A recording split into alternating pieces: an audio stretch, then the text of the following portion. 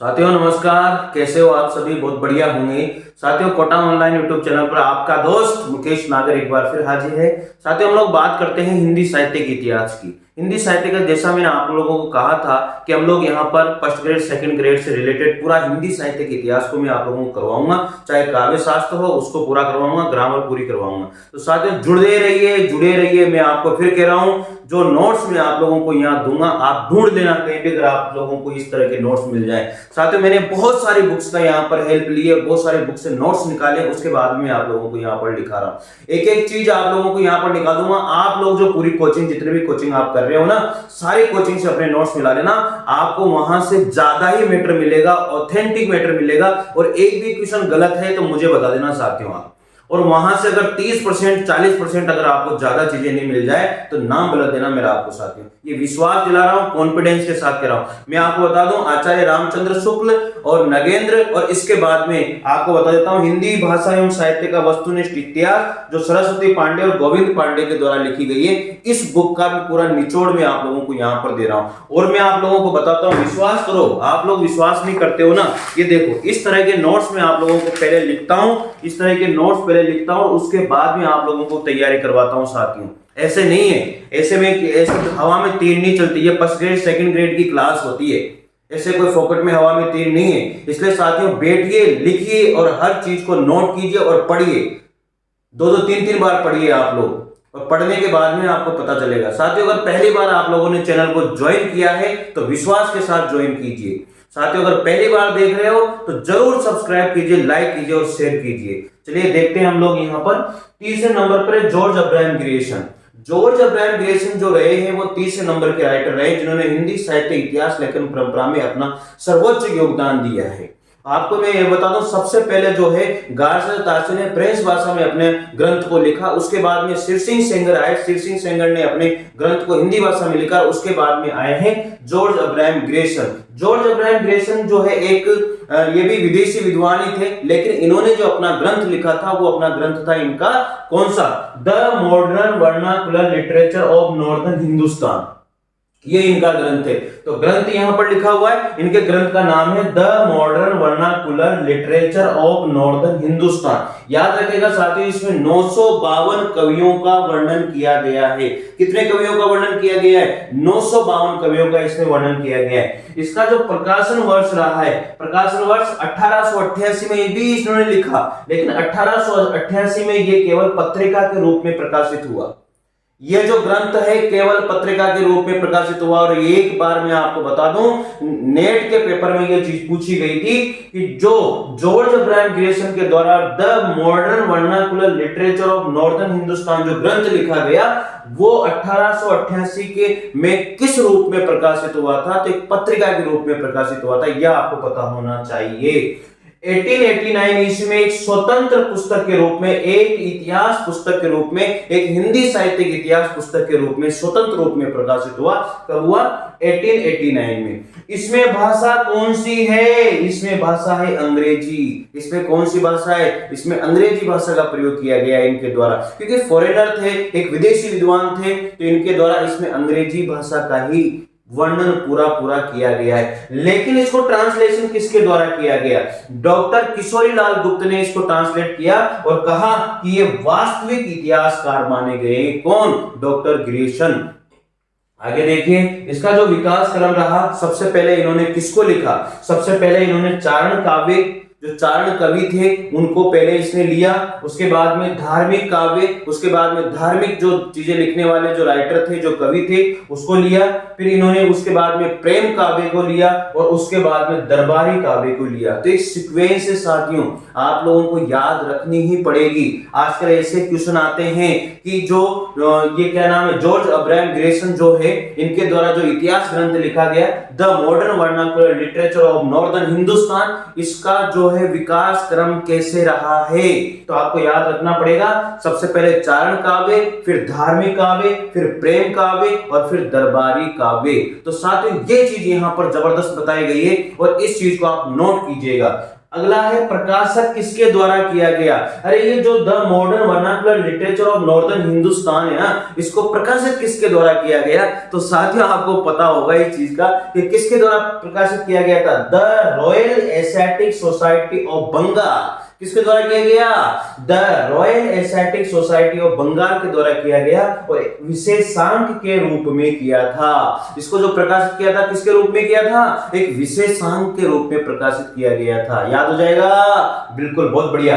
Doctor Kishorilal गुप्त ने इनके ग्रंथ के बारे में एक बहुत बड़ी बात बोली थी, शायद आपको याद भी होगी और आपको याद नहीं है तो नोट कीजिए फटाफट जल्दी से। क्या, इसको देखो, हिंदी साहित्य के प्रथम वास्तविक इतिहासकार ग्रियर्सन को माना। इन्होंने बोला है ये बात, हिंदी साहित्य के वास्तविक इतिहासकार जो रहे हैं वो डॉक्टर ग्रियर्सन रहे हैं, जिन्होंने the modern vernacular literature of Hindustan को लिखा 1889 के रूप में, स्वतंत्र पुस्तक के रूप में इन्होंने इसको प्रिंट करवाया। और किसने किया, the royal aesthetic society of Bengal के द्वारा एक विशेषांक के रूप में इसको निकाला गया था। वेरी गुड, बहुत बढ़िया। केवल हिंदी कवियों का स्थान, अरे इन्होंने क्या किया, अरे न उर्दू न अंग्रेजी, किसी का भी नहीं, केवल हिंदी कवियों को ही स्थान दिया गया है। किसके द्वारा दिया गया, जॉर्ज अब्राहम ग्रेसन के द्वारा। किन कवियों को स्थान दिया इन्होंने अपने ग्रंथ में, केवल हिंदी कवियों को ही स्थान दिया है। याद हो जाएगा, बिल्कुल याद हो जाना चाहिए, हिंदी कवियों को स्थान दिया है किसने, जॉर्ज अब्राहम। एक विदेशी विद्वान होते हुए भी हिंदी साहित्य इतिहास को लिखने की इन्होंने स्टार्टिंग करी और हिंदी साहित्य इतिहास को लिखने की पूरी कोशिश करी और लिखा, लेकिन फिर भी विदेशी विद्वान होते हुए भी इन्होंने विदेशी कवियों को, किसी विदेशी को इसमें नहीं दिया और हिंदी कवियों को स्थान दिया। कितने कवि थे, याद हो जाना चाहिए, 952 कवियों को इनके द्वारा स्थान दिया गया था। याद हो जाएगा। चलिए, इनकी जो पद्धति रही है, किस पद्धति में लिखा, ये लिखा इन्होंने कालानुक्रम पद्धति में लिखा। कितनी बढ़िया बात है, एक एक चीज आप लोगों को यहां पर मैं नोट करा रहा हूं, नोट कीजिए आप। इसके बाद में सर्वप्रथम काल विभाजन नामकरण का प्रयास किया गया डॉक्टर जॉर्ज अब्राहम ग्रेसन के द्वारा। पहले जितने भी थे, शिव सिंह सेंगर और गार्सद तासी, उनके द्वारा कोई भी हिंदी साहित्य इतिहास लिखने का कोई भी प्रयास नहीं किया गया है। साथियों आप लिख लीजिए, देखिए, आप ढंग से देखिए साथियों, पूरा देखिए तो कोई भी प्रयास वहां पर नहीं किया गया। किसके द्वारा, जॉर्ज अब्राहम ग्रेसन के द्वारा और शिव सिंह सेंगर के द्वारा कोई प्रयास नहीं किया गया। लेकिन ये पहले विद्वान हुए हिंदी साहित्य इतिहास लिखने वाले, विदेशी विद्वान, इनके द्वारा लिखा गया the modern vernacular literature of northern Hindustan, और इसमें इन्होंने पहला प्रयास किया किसका, काल विभाजन का और नामकरण का। याद हो जाना चाहिए, पहला प्रयास काल विभाजन और नामकरण का किसके द्वारा किया गया, जॉर्ज अब्राहम ग्रेसन के द्वारा किया गया। हो जाएगा यार, वेरी गुड। इसमें कितने अध्याय, ये 1000 बार ये क्वेश्चन पूछ लिया, हजारों बार इस क्वेश्चन को पूछा गया है आरपीएससी के द्वारा। और अनेक भर्तियों में कहां यूपी, सब जगह की जहां की भी भर्तियां होती है, जहां भी हिंदी साहित्य का इतिहास आता है, सब जगह इस क्वेश्चन को भयंकर तरीके से पूछा जाता है कि the modern vernacular literature of northern Hindustan में कितने अध्याय हैं, कितने अध्यायों में लिखा गया है, कितने में, 12 अध्यायों में इसे विभाजित किया गया है। कितने अध्यायों में विभाजित किया गया है, टोटल 12 अध्यायों में, इसमें 12 अध्याय इसमें है, 12 लेसन इसमें है। अब आगे इंपॉर्टेंट बात सुनो, अरे वेरी इंपॉर्टेंट बात है ये, बहुत भयंकर तरीके से आप लोगों को इसको नोट कर लेना चाहिए। देखो, इन्होंने भक्ति काल को हिंदी साहित्य इतिहास का क्या कहा, स्वर्ण काल कहा। तो याद हो जाना चाहिए, 100% याद हो जाना चाहिए, हिंदी साहित्य इतिहास का भक्ति काल को स्वर्ण काल किसने कहा, जॉर्ज अब्राहम ग्रेसन के द्वारा कहा गया है। जॉर्ज अब्राहम ग्रेसन ने भक्ति काल को क्या कहा, स्वर्ण काल कहा। भक्ति काल को स्वर्ण काल किसने कहा, जॉर्ज अब्राहम ग्रेसन ने कहा। याद हो जाएगा, 100% याद होना चाहिए। आगे देखिए, ग्रंथ में सहायता, अरे इन्होंने अपने ग्रंथ में सहायता किस ग्रंथ की ली है, बहुत भयंकर तगड़ा क्वेश्चन है ये, और इस क्वेश्चन को जो याद नहीं रख पाया, आपको बता दूं ये क्वेश्चन उसका गलत जाएगा 100%, और आपको ये क्वेश्चन याद होना चाहिए। अरे जॉर्ज अब्राहम ग्रेस ने किस ग्रंथ की सहायता ली थी अपने ग्रंथ को लिखने के लिए? अरे कौन सा ग्रंथ? The modern vernacular literature of northern Hindustan को लिखने के लिए कौन से ग्रंथ की सहायता ली थी? शिव सिंह सरोज की। शिव सिंह सरोज किसका ग्रंथ है? शिव सिंह सेंगर का है। ये तो याद हो जाना, शिव सिंह दोनों में शिव सिंह आ रहा है, क्या आसान काम है यार। देखो, इन्होंने हिंदी को अंग्रेजों द्वारा आविष्कृत भाषा माना। हिंदी को अंग्रेजों द्वारा आविष्कृत भाषा किसके द्वारा माना गया? अरे हिंदी को आविष्कृत भाषा अंग्रेजों द्वारा किसने माना? जॉर्ज अब्राहम ग्रेस ने माना। याद हो जाना चाहिए। हो जाएगा क्या? आगे देखिए, काव्य वर्णित रस, इन्होंने इसमें कौन सा काव्य वर्णित रस की बात करी? स्टाइल शैली। अरे विदेशी थे तो स्टाइल की बात करेंगे ना, स्टाइल की बात करेंगे नहीं करेंगे? होगी ना बात। स्टाइल विदेशी हैं, बहुत विदेशी तो बहुत स्टाइल में रहते हैं, पता नहीं कैसे कैसे कपड़े पहन लेते हैं। तो ये सारी चीजें यहां पर बताई जाती है, तो ये सारी चीजें आपको याद होनी चाहिए। आगे बात करते हैं, इनके द्वारा जो महत्वपूर्ण कार्य किया गया, इनके द्वारा जो महत्वपूर्ण ग्रंथ लिखे गए वो कौन कौन से थे? सबसे पहली बात तो ये है the modern vernacular literature of northern Hindustan, इन्होंने लिखा। इसके बाद में भारतीय भाषाओं का सर्वेक्षण, लिंग्विस्टिक सर्वे ऑफ इंडिया, भारतीय भाषाओं का सर्वेक्षण इन्होंने लिखा। इसके बाद में तुलसीदास का वैज्ञानिक अध्ययन, ये भी ग्रंथ इनके द्वारा लिखा गया। तो याद हो जाना चाहिए, याद कर लेना, नोट कर लेना अपनी कॉपी के अंदर। क्या? पहला ग्रंथ ये, दूसरा ये और तीसरा ये।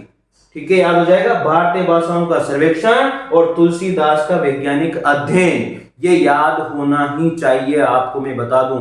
इसके बाद में सारी चीजें जो है मैंने यहां पर नोट की है, और इसके बाद में आता है अगला, यहां पर हमारा राइटर जिसने हिंदी साहित्य परंपरा में अपना योगदान दिया। अगला ग्रंथ आता है यहां पर, देखिए अगला ग्रंथ है हमारा मिश्र बंधुओं के द्वारा लिखा गया। मिश्र बंधुओं ने कौन सा ग्रंथ लिखा? मिश्र बंधुओं ने लिखा है मिश्र बंधु विनोद।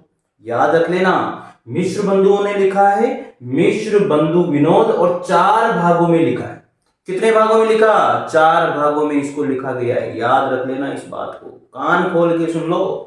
और दूसरा ग्रंथ ही मिश्र बंधुओं के द्वारा लिखा गया है, हिंदी नवरत्न 1910 में। इसमें नवरत्न यानी कि 9 राइटर इसके अंदर है, 9 कवि इसके अंदर हैं, और ये आपको कहीं भी नहीं मिलने वाला। अच्छे से बता रहा हूं, नोट कर लो हर चीज को। इसका जो प्रकाशन वर्ष रहा है, प्रथम द्वितीय और तृतीय भाग को इन्होंने प्रकाशन वर्ष 1913 में किया, और चतुर्थ भाग को 1934 में किया है। नोट कर लो, 100% नोट कर लो। जबरदस्त चीजें लिखा रहा हूं आप लोगों को, बस विश्वास के साथ पढ़ते रहिए, नोट करते जाइए। तो मिश्र बंधुओं ने मिश्र बंधु विनोद लिखा। कितने भागों में लिखा? 4 भागों में लिखा। दूसरी रचना हिंदी नवरत्न 1910 में इन्होंने इसको लिखा।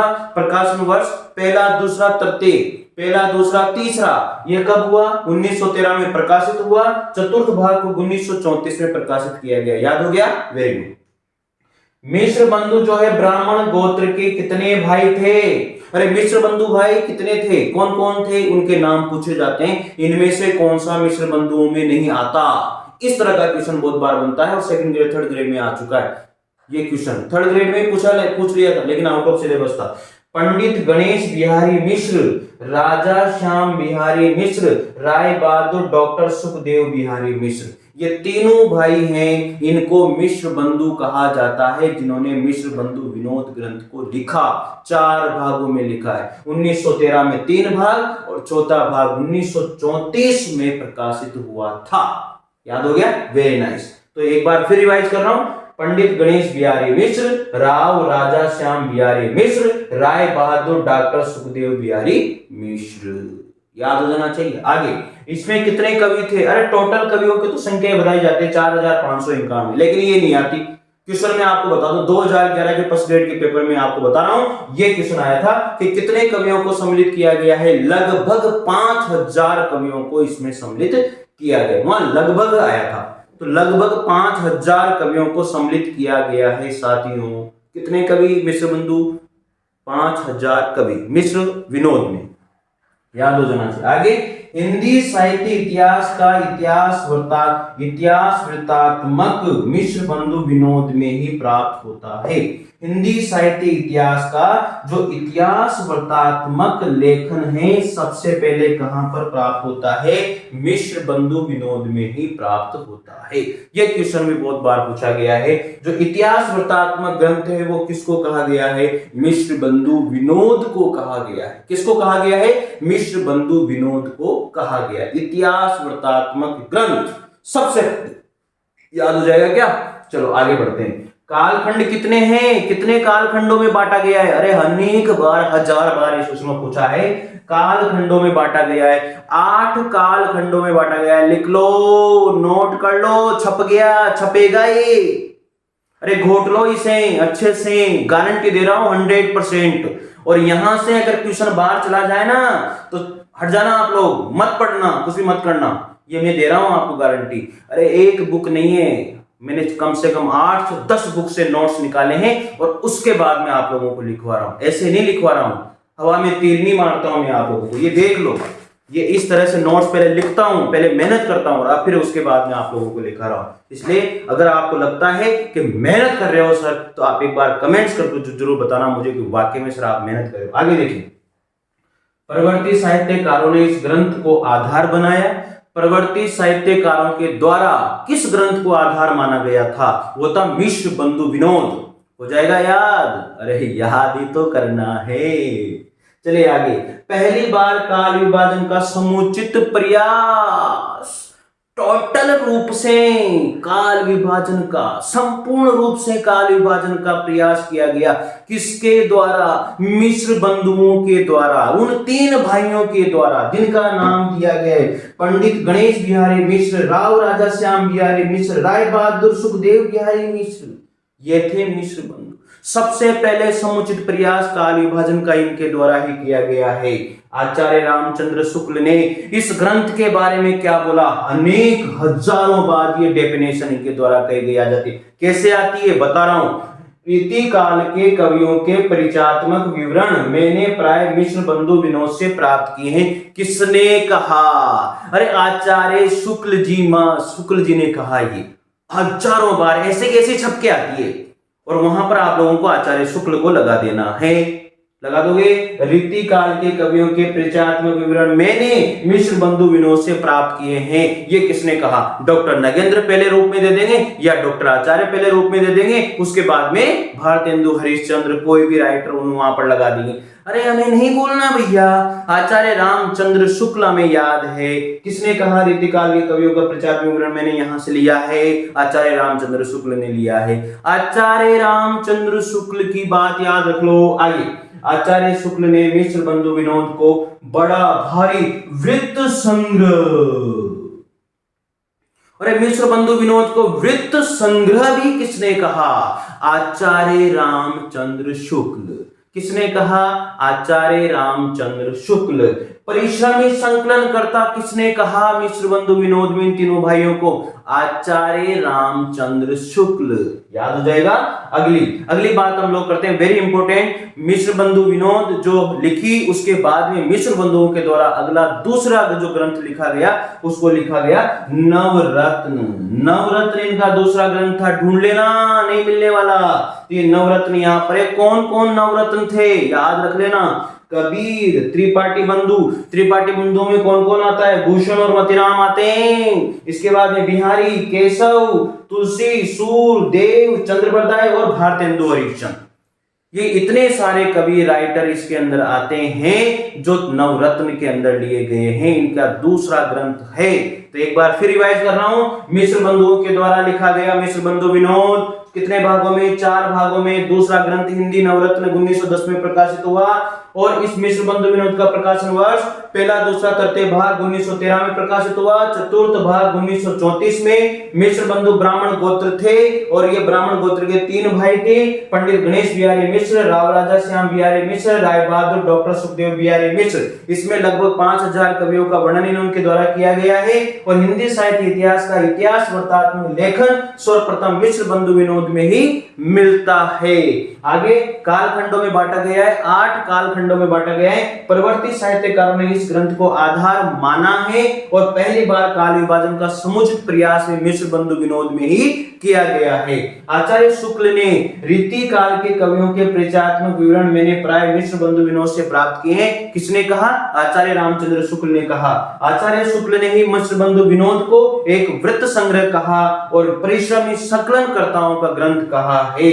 नवरत्न के अंदर कौन कौन से कवि आते हैं? बिहारी, केशव, कबीर, त्रिपाठी बंधु। त्रिपाठी बंधु में भूषण और मतीराम को लिया जाता है। बहुत बार क्वेश्चन पूछा गया है, त्रिपाठी बंधु, भूषण और मतीराम।